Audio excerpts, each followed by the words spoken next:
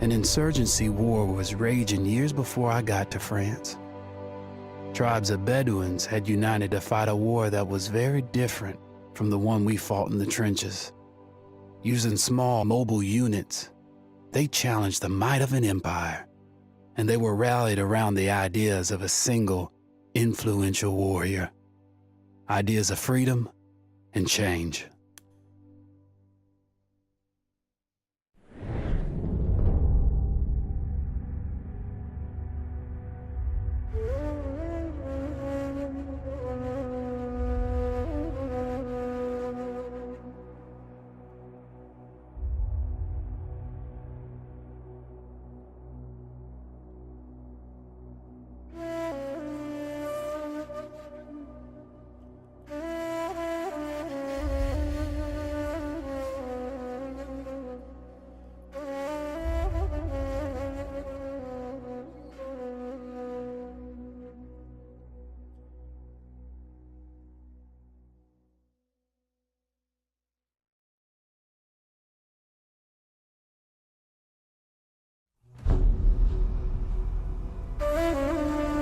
The Arabian Desert, a vast ocean of drifting sands and scorched, sun-baked rocks. Beneath these endless dunes, oil, the lifeblood of our new mechanical century.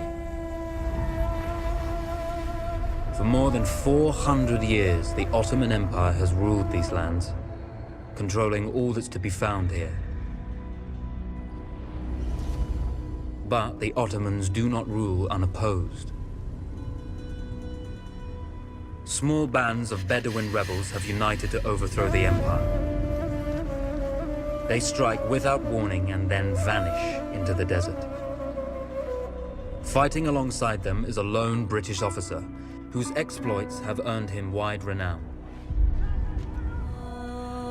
The world has taken to calling this man Lawrence of Arabia.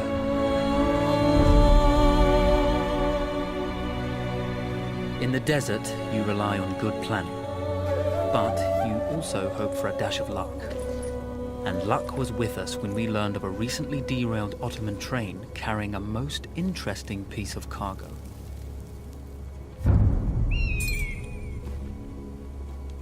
A small patrol had joined the Ottomans who survived the crash. Together, they guarded the wreckage and waited for reinforcements.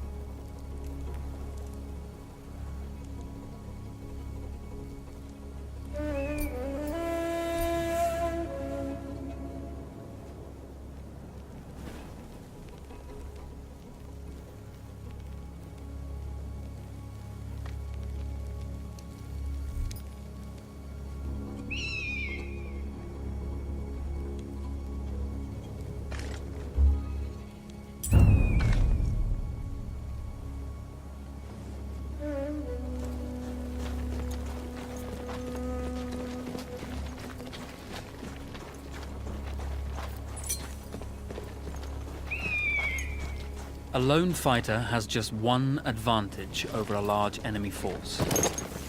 A lone fighter can move unseen.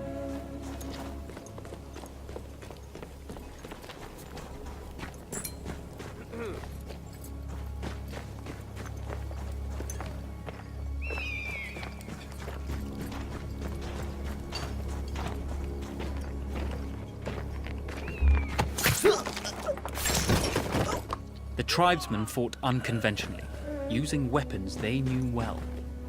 Endurance, individual intelligence, and courage were their primary assets.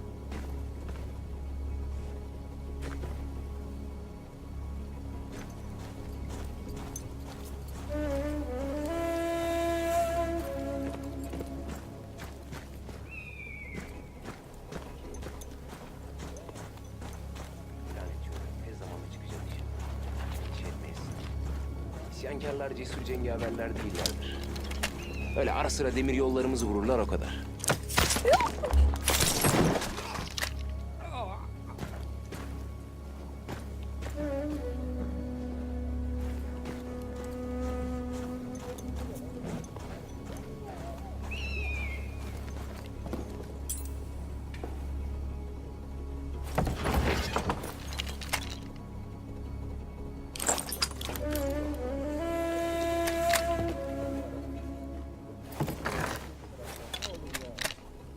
there's a world of difference between seeing something and having it in your own two hands.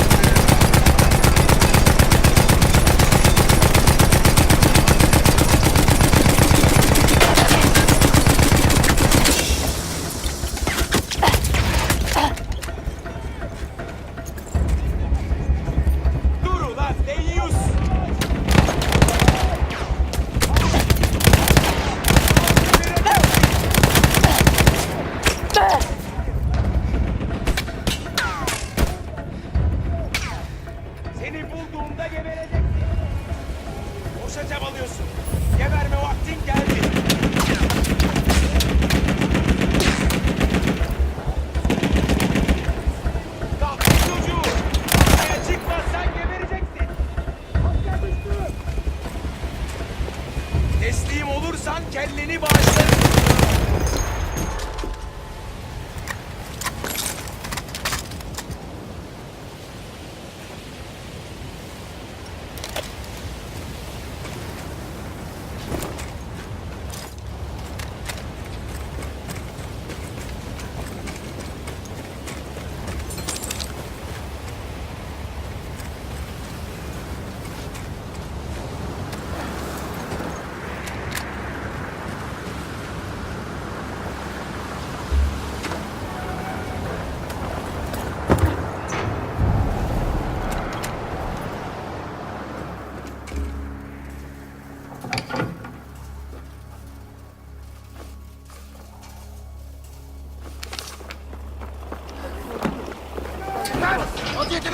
Come out!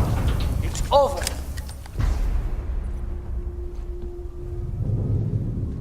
Well, you did not think we would be fast enough to catch you here, did you?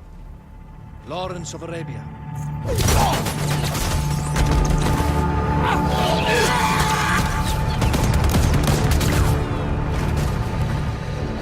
Actually, I was rather depending on it.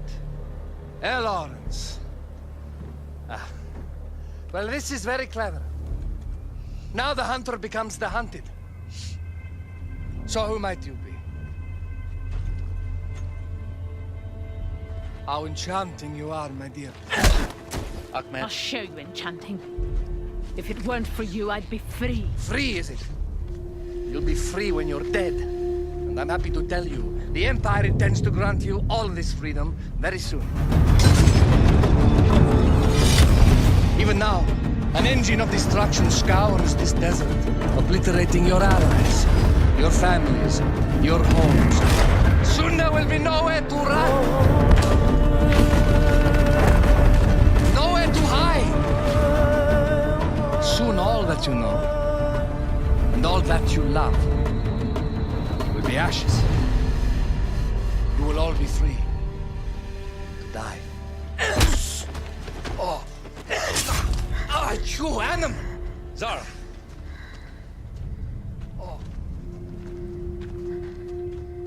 Now, I understand that you would like nothing more than to strip the flesh from that man's feet and send him off into the desert naked to die. But think about it. You're right. I'm sorry. My friend here, she can be a little brusque. You're going to tell me how to lie to your train, so we can lure it into a trap and destroy it. Impossible. To even begin to talk to that train, you would need an entire book of communication codes. Oh, like this one, you mean? You can never stop the progress of machines. One day, the whole world will take your lands and the precious black gold beneath its sands. We shall see, my friend.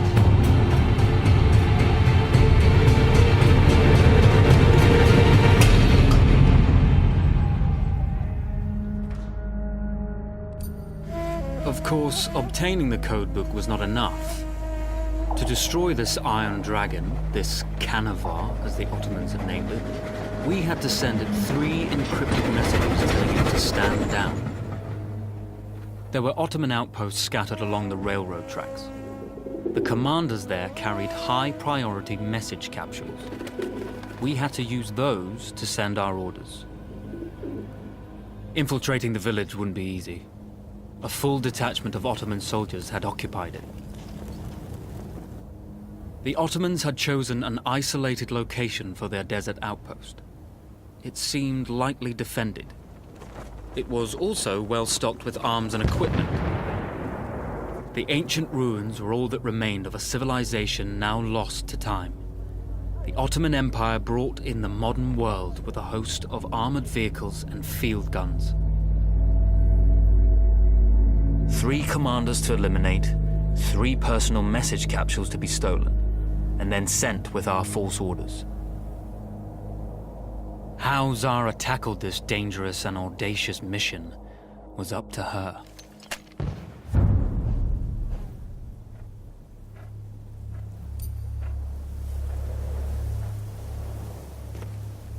The Bedouin treasured their horses, and in return, those animals granted their riders unparalleled speed and mobility.